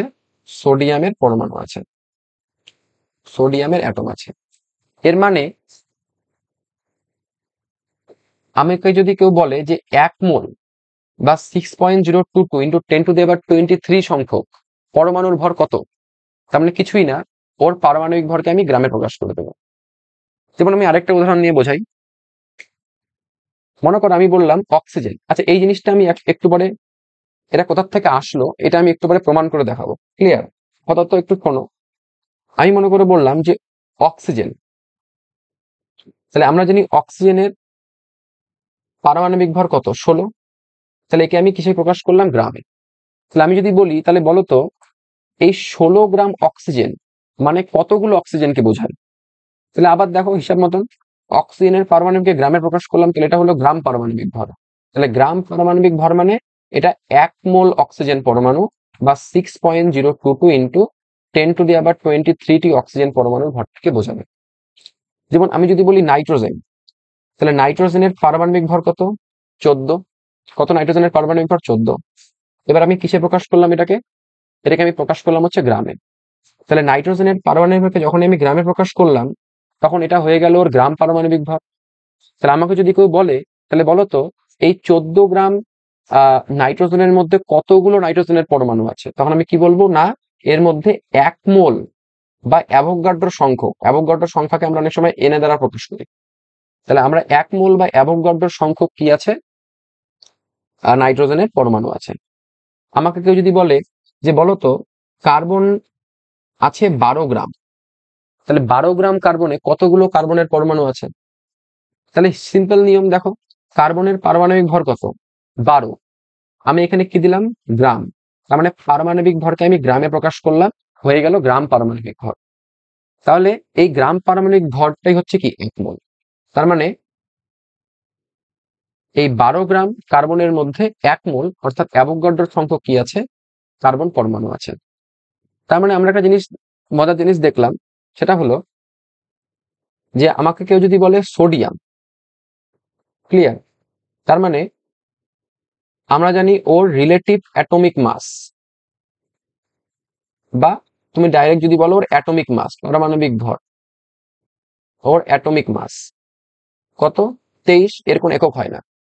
তার মানে কোথাও যদি দেখা থাকে সোডিয়ামের পারমাণবিক ভর 23, তার মানে ওটা কিন্তু সোডিয়ামের আপেক্ষিক পারমাণবিক ভর, রিলেটিভ অ্যাটমিক মাস। বুঝতে পারলে? এবার আমি যদি এর পারমাণবিক ভরটাকে অ্যাটমিক মাসকে আমি যদি গ্রামে প্রকাশ করি তাহলে কত হয়ে যাবে? 23 গ্রাম। তার মানে এটা কি হয়ে যাবে? গ্রাম অ্যাটমিক মাস। এটা হয়ে যাবে গ্রাম অ্যাটমিক মাস,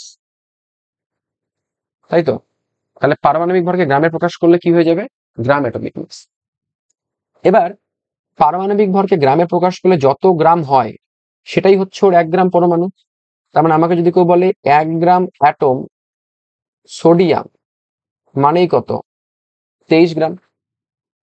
আচ্ছা, আবার আমি এখনই যদি তোমাকে কেউ জিজ্ঞেস করে যে বলতো এই যে 23 গ্রাম সোডিয়ামের মধ্যে কতগুলো সোডিয়ামের পরমাণু আছে, তো আমরা এখনই তোমাদের বললাম যে কারো পারমাণবিক ভরকে যদি আমি গ্রামে প্রকাশ করি তার মানে যে ভরটা হবে সেই ভরটা আসলে 1 মোলের ভর। তার মানে 1 মোল বা অ্যাভোগাড্রো সংখ্যক 6.022 ইন্টু 10⁻23টি সোডিয়াম অ্যাটম, এতগুলো সোডিয়াম অ্যাটমস এর ভর হচ্ছে 23 গ্রাম। বুঝতে পারলে? তারপর আমি যদি আরেকটা উদাহরণ দেই, মনে করো নাইট্রোজেন। তাহলে নাইট্রোজেনের রিলেটিভ অ্যাটমিক মাস বা অ্যাটমিক ওয়েট, পারমাণবিক ভর যাই বলো না কেন সবই সেম। কত? 14। তার মানে কোথাও যদি নাইট্রোজেনের শুধুমাত্র এখানে 14 লেখা থাকে এর মানে ওটা কি বোঝাচ্ছে? রিলেটিভ অ্যাটমিক মাসকে বোঝাচ্ছে। ক্লিয়ার? তাহলে এটা হচ্ছে অ্যাটমিক মাস। এবার আমি কি করব? ওকে গ্রামে প্রকাশ করব। তাহলে গ্রামে প্রকাশ করলে কি আসবে? গ্রাম অ্যাটমিক মাস। গ্রামে প্রকাশ করলে কি আসবে? গ্রাম অ্যাটমিক মাস, গ্রাম পারমাণবিক ভর। তাহলে সেটা কত হবে? 14 গ্রাম। এবার কারো পারমাণবিক ভরকে যখন গ্রামে প্রকাশ করা হয় সেটা যত গ্রাম হয় সেটাই অ্যাকচুয়ালি কি? 1 গ্রাম পরমাণু। তার মানে আমি যদি বলি 1 গ্রাম অ্যাটম অফ নাইট্রোজেন,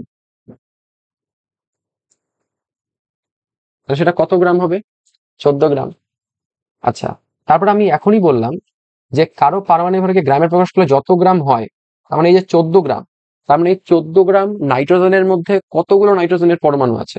তখন কি বলবে? যে না, এর মধ্যে 1 মোল অর্থাৎ অ্যাভোগাড্রো সংখ্যক নাইট্রোজেন আছে, অর্থাৎ 1 মোল বা অ্যাভোগাড্রো সংখ্যক নাইট্রোজেন অ্যাটমস এর ভরই কত? 14 গ্রাম। আর লাস্ট আরেকটা আমি এক্সাম্পল নিচ্ছি। মনে করো আমি নিলাম অক্সিজেন। অক্সিজেন তো আমাকে যদি বলে যে ওর রিলেটিভ অ্যাটমিক মাস বা পারমাণবিক ভর বা অ্যাটমিক মাস বা পারমাণবিক গুরুত্ব যাই বলো না কেন, তাহলে কত হয়? 16। তাহলে শুধু 16 লেখা আছে মানে ওটা কি বোঝাচ্ছে? আপেক্ষিক বোঝাচ্ছে। কারণ আমরা জানি যে আপেক্ষিক পারমাণবিক ভরের কোনো কি হয় না, একক হয় না। তাহলে রিলেটিভ অ্যাটমিক মাস 16। এবার তাহলে বলো তো, তাহলে 16 গ্রাম এটা তাহলে কি? তাহলে পারমাণবিক ভরকে আমি গ্রামে প্রকাশ করলাম, তাহলে এটা হচ্ছে গ্রাম অ্যাটমিক মাস। এটা হচ্ছে গ্রাম অ্যাটমিক মাস। তাহলে কত গ্রাম অ্যাটমিক মাস? 16 গ্রাম। আচ্ছা, এবার কারো পারমাণবিক ভরকে যদি আমি গ্রামে প্রকাশ করি তাহলে সেটা যত গ্রাম হয় সেটাই হচ্ছে ওর 1 গ্রাম পরমাণু। তাহলে কোথাও যদি বলে তাহলে 1 গ্রাম অ্যাটম মানে 1 গ্রাম পরমাণু অক্সিজেন মানে কত? তাহলে হবে 16 গ্রাম। ক্লিয়ার? আচ্ছা, এবার যদি বলে যে বলতো 1 মোল বা 6.022 ইন্টু 10⁻23 অক্সিজেন অ্যাটমস, তাহলে এর ভর কত? আমরা এখনই বললাম যে আমরা যদি কারো পারমাণবিক ভরকে গ্রামে প্রকাশ করি তাহলে যত গ্রাম হবে সেই ভরটা আসলে কার? সেটা হচ্ছে 1 মোলের, অর্থাৎ ওর মধ্যে 1 মোল বা অ্যাভোগাড্রো সংখ্যক কি আছে? অক্সিজেন পরমাণু আছে। আচ্ছা, এখান থেকে একটা ভালো জিনিস তোমরা অবজার্ভ করো তাহলেই বুঝতে পারবে। দেখো, এই গ্রাম অ্যাটম আর মোল দুইজনের ভরটা সেম না। তার মানে গ্রাম অ্যাটম আর মোল কিন্তু একই জিনিস। দেখো সব জায়গাতে এর অক্সিজেনের গ্রাম অ্যাটম মানে 16 গ্রাম, 1 মোল মানে হচ্ছে কত? 16 গ্রাম। তার মানে গ্রাম অ্যাটম আর মোলটা কি? সেম। এখানেও দেখো গ্রাম অ্যাটম আর মোল, দেখো ওদের পরিমাণ কি আছে? সেম। তার মানে গ্রাম অ্যাটম, তাহলে কোথাও যদি মনে করো তোমরা যখন নিট বা যেই যখন প্রিভিয়াস ইয়ার কোশ্চেন সলভ করবে বা ভালো ভালো কোশ্চেন যখন সলভ করবে, তাহলে কোথাও যদি গ্রাম অ্যাটম লেখা থাকে এটা মানে অ্যাকচুয়ালি কি? মোল। দুইটার মধ্যে কোনো পার্থক্যই নেই, দুইটা সেম জিনিসই বোঝায়। ক্লিয়ার? আচ্ছা, এবার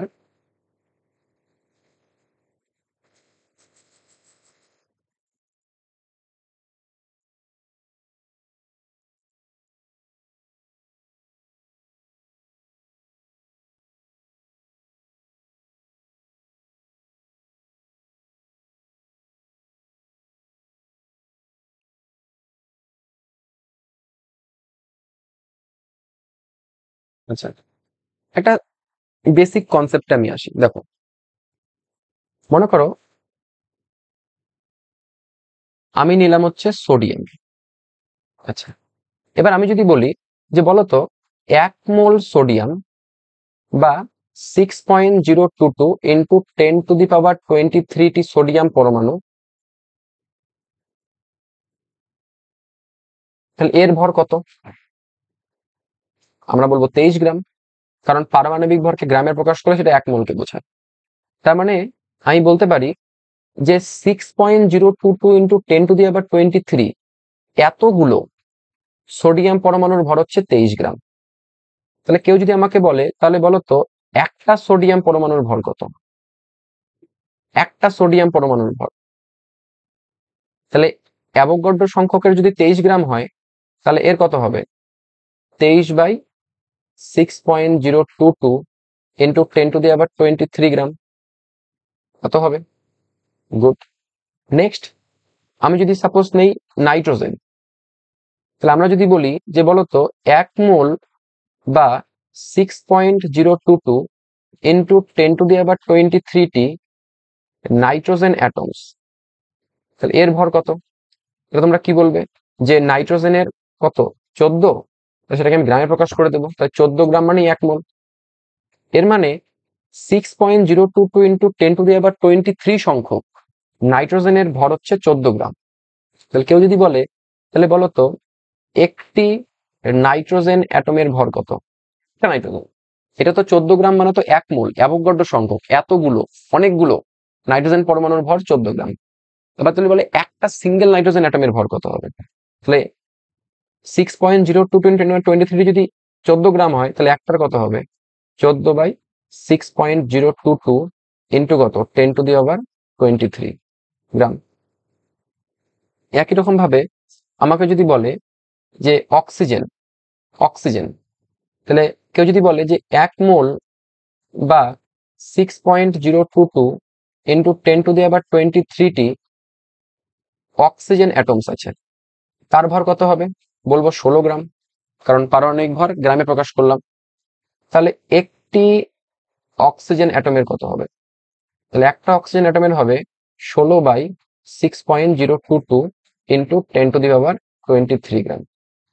তাহলে তোমরা যদি সব জায়গায় ভালো মতন লক্ষ্য করো দেখতে পারবে যখনই আমরা কোনো একটা পরমাণু যখন ভরকে বের করি, দেখো একটা সোডিয়াম পরমাণু, একটা নাইট্রোজেন পরমাণু, একটা অক্সিজেন পরমাণু, যখন আমরা একটা পরমাণুর প্রকৃত ভর বের করছি তখন আমরা কি করছি? তখন আমরা কিন্তু দেখো ওর যে পারমাণবিক ভর ছিল 23, তাকে আমরা এটা দিয়ে ভাগ করছি, এই সংখ্যাটা দিয়ে ভাগ করছি, অ্যাভোগাড্রো সংখ্যা দিয়ে ভাগ করছি, অ্যাভোগাড্রো সংখ্যা দিয়ে ভাগ করছি। তার মানে আমাকে যদি কেউ একটা সিঙ্গেল পরমাণুর প্রকৃত ভর বের করতে বলে, আমরা কিছুই না, ওর পারমাণবিক ভরকে আমরা অ্যাভোগাড্রো সংখ্যা দিয়ে জাস্ট কি করে দেবো? ভাগ করে দেবো। এবার এই যে পার্টটা যে আছে দেখো এখানে, তুমি যদি এইটুকু পার্টটাকে নাও, এইটুকু পার্টটাকে, এইটুকু পার্টটাকে, এইটুকু পার্টটাকে, বুঝতে পারলে? এইটুকু পার্টটাকে আমরা বলি 1 AMU, 1 AMU atomic mass unit. এর মান কত তাহলে? 1/6.022 ইন্টু কত? 10⁻23 গ্রাম। তার মানে 1/অ্যাভোগাড্রো সংখ্যা ইন গ্রাম। ঠিক আছে, তো আমরা এই এএমইউটাকে নিয়ে নেক্সট লেকচারে এই এএমইউটাকে নিয়ে আরো ডিটেলসে আমরা পড়বো। এএমইউ মানে হচ্ছে অ্যাটমিক মাস ইউনিট, মানে একটা পরমাণুর প্রকৃত যে ভর, এই প্রকৃত ভরটাকে বের করার জন্য একটা একক নিয়ে আসা হয়, যেটা হচ্ছে ওই আমাদের হচ্ছে ওই এএমইউ। ঠিক আছে, অ্যাটমিক মাস ইউনিট। এবং এই অ্যাটমিক মাস ইউনিটের ভ্যালু হয় 1/6.022 ইন্টু 10⁻23 বা 1/NA গ্রাম। ঠিক আছে, তার মানে আমরা এখানে একটা কথা দ্বারা লিখতে পারি, দেখো 23টা আমি 23-এর মতনই রাখলাম, আর এইটুকু দেখো এটা তো ভাগ আকারে আছে, এইটা আর গ্রাম, এটাকে আমরা লিখতে পারি 1 AMU, তাই না? তার মানে একটা সোডিয়াম পরমাণুর ভর কত? 23 AMU। তার মানে কোথাও যদি AMU লেখা থাকে তার মানে ওটা বোঝায় এক, আর গ্রাম লেখা থাকলে বোঝায় 1 মোলের। ক্লিয়ার? যেমন আমরা এখানেও কি করতে পারি, দেখো 14/6.022 10⁻23 গ্রাম আছে, তাহলে 14 মতনই থাক। তাহলে তাহলে 1/6 কারণ এখানে উপর কিছু নেই মানে 1 গুণ হয়ে আছে, তাহলে 1/6.02 × 10⁻23 আমরা কি লিখতে পারি, এএমইউ।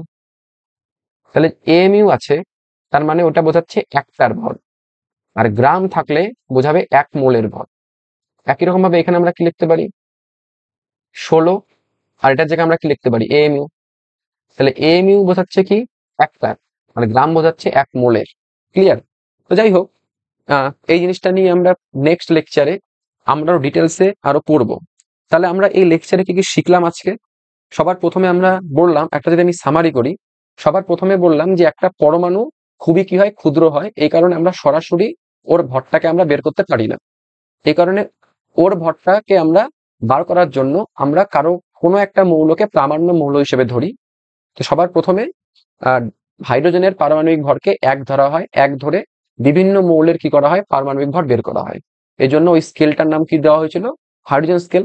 আর হাইড্রোজেন স্কেলের ডেফিনেশনটা কি ছিল, যে কোনো মৌলের একটা পরমাণুর ভর একটা হাইড্রোজেন পরমাণুর ভরের তুলনায় যত গুণ ভারী, সেই তুলনামূলক সংখ্যাটাকে আমরা বলি হাইড্রোজেন স্কেল। তারপরে আমরা দেখলাম যে হাইড্রোজেন স্কেল ব্যবহার করলে বিভিন্ন ধরনের প্রবলেমস হয়, সেই কারণে হাইড্রোজেনটাকে প্রামাণ্য মৌল হিসেবে না ধরে পরবর্তীকালে অক্সিজেনকে কি ধরা হয়, প্রামাণ্য মৌল হিসেবে ধরা হয়। ঠিক আছে? অক্সিজেন স্কেলের ডেফিনেশন কি ছিল, যে কোনো মৌলের একটা পরমাণুর ভর একটা অক্সিজেন পরমাণুর ভরের সাপেক্ষে একটা পরমাণুর ভরের 1/16 অংশের তুলনায় যত গুণ ভারী, সেই তুলনামূলক সংখ্যাটাকে আমরা ওই অক্সিজেন স্কেলে পারমাণবিক ভর বলি। তারপর আমরা দুটো স্কেল পড়লাম, একটা রাসায়নিক স্কেল, একটা ভৌত স্কেল। রাসায়নিক স্কেলে কি করা হয়েছিল, ওই প্রাকৃতিক অক্সিজেনের পারমাণবিক ভরকে 16 ধরে অন্যান্য মৌলের পারমাণবিক ভর বের করা হয়। আর ভৌত স্কেলে কি করা হয়, যে অক্সিজেনের যে যতগুলো আইসোটোপ নেচারে আছে তাদের মধ্যে যার পারমাণবিক ভর সবচেয়ে মানে যে নেচারে সব থেকে বেশি পরিমাণে থাকে, যেমন অক্সিজেন 16টা সব থেকে বেশি পরিমাণে থাকে, তাহলে যে নেচারে সব থেকে বেশি পরিমাণে থাকে তার পারমাণবিক ভরকে 16.0044 ধরে যখন অন্যান্য মৌলের পারমাণবিক ভর বের করা হয় তাকে আমরা বলি ভৌত স্কেল, এবং ভৌত স্কেলের মানটা অবশ্যই বেশি আসবে। তারপর বর্তমানে যে স্কেলটা আমরা ব্যবহার করি সেটা হচ্ছে কার্বন স্কেল। কার্বন স্কেলের ডেফিনেশনটা কি, যে কোনো একটা মৌলের একটা পরমাণুর ভর একটা কার্বন পরমাণুর মানে কার্বন-12 পরমাণুর ভরের 1/12 অংশের তুলনায় যত গুণ ভারী, সেই তুলনামূলক সংখ্যাটাকে আমরা কি বলি, ওই কার্বন স্কেলে পারমাণবিক ভর। ক্লিয়ার? তারপরে আমরা কি দেখলাম, এই যে পারমাণবিক ভর, তার কোনো একক হয় না। পারমাণবিক ভর বলো বা আপেক্ষিক পারমাণবিক ভর বলো বা পারমাণবিক গুরুত্ব বলো, এর কোনো একক হয় না। ঠিক আছে? তার মানে যখন আমাকে বলবে সোডিয়ামের পারমাণবিক ভর 23, তার মানে এই 23-এর কোনো একক যদি না থাকে, তার মানে আমাদের বুঝতে হবে যে এটা কি বোঝাচ্ছে, এটা বোঝাচ্ছে সোডিয়ামের রিলেটিভ অ্যাটমিক মাস, আপেক্ষিক পারমাণবিক ভর। আমাকে যদি কেউ বলে অক্সিজেনের পারমাণবিক ভর 16, তাহলে এটা কি বোঝাচ্ছে, আপেক্ষিক বোঝাচ্ছে, রিলেটিভ বোঝাচ্ছে। ক্লিয়ার? তারপর আমরা পড়লাম গ্রাম পারমাণবিক ভর বা গ্রাম অ্যাটমিক মাস। যখন আমরা পারমাণবিক ভরকে গ্রামে প্রকাশ করব সেটা হচ্ছে গ্রাম পারমাণবিক ভর। কেউ যদি বলে সোডিয়ামের গ্রাম পারমাণবিক ভর কত, আমরা কি বলবো, 23 গ্রাম, কারণ সোডিয়ামের পারমাণবিক ভর 23, তাকে আমরা গ্রামে প্রকাশ করলাম। ক্লিয়ার? তারপরে আমরা কি পড়লাম, যে গ্রাম পরমাণু, গ্রাম অ্যাটম। গ্রাম অ্যাটমটা কি, কারোর পারমাণবিক ভরকে যদি আমি গ্রামে প্রকাশ করি, সেটা যত গ্রাম হবে সেটাই হচ্ছে ওর 1 গ্রাম পরমাণু। ঠিক আছে? তারপর আমরা দেখলাম যে কারো পারমাণবিক ভরকে যদি গ্রামে প্রকাশ করিস, যত গ্রাম হয় তার মধ্যে ওর 1 মোল থাকে। ঠিক আছে? তাহলে একটার কত হবে, অ্যাভোগাড্রো সংখ্যা দিয়ে ভাগ করে দেব। তার মানে যখনই পারমাণবিক ভরের সামনে গ্রাম লেখা থাকবে, তাহলে গ্রাম বোঝায় ওর মধ্যে 1 মোল সংখ্যক আছে, ওর মধ্যে অ্যাভোগাড্রো সংখ্যক আছে। তার মানে অ্যাভোগাড্রো সংখ্যকের ভর যখন বোঝাবে, 1 মোলের যখন ভর বোঝাবে, তখন আমরা গ্রাম ইউজ করব। আর একটার যখন বোঝাবে তখন আমরা এএমইউ ব্যবহার, অ্যাটমিক মাস ইউনিট। তো আজকের লেকচার এইটুকু। আশা করি পুরো লেকচারটা বুঝতে খুবই সুবিধা হয়েছে। আর যদি কোনো জায়গায় সমস্যা থাকে তাহলে অবশ্যই জানাবে।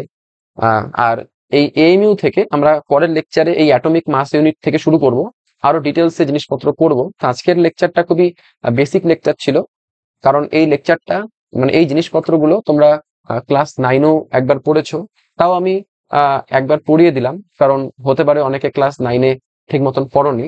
তো যাই হোক, একবার লেকচারটা ভালো মতন রিভিশন দেবে, আর পরের লেকচার থেকে আমরা এখান থেকে শুরু করবো। ক্লিয়ার?